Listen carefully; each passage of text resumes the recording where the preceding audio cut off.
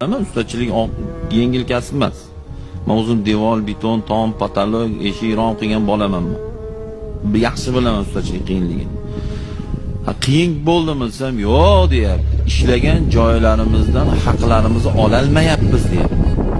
Haligi Rasululloh alayhisalom peshana terisi qurilmay turib ishlaganda haqqini berib qo'yadigan hadislari bor. O'sha biz davrda shunaqa edi. Undan ham zo'r edi. Oxiri men pul berib yurardi. Eng oxir ish tugatganimizdan keyin zo'r qilib oshit qilardi. Ustozga, ya'ni katta ustaga va qolganlarga to'n chors qilardi. Bunaqa biz ish tugashini kutardik, zo'r ziyofat qilardi.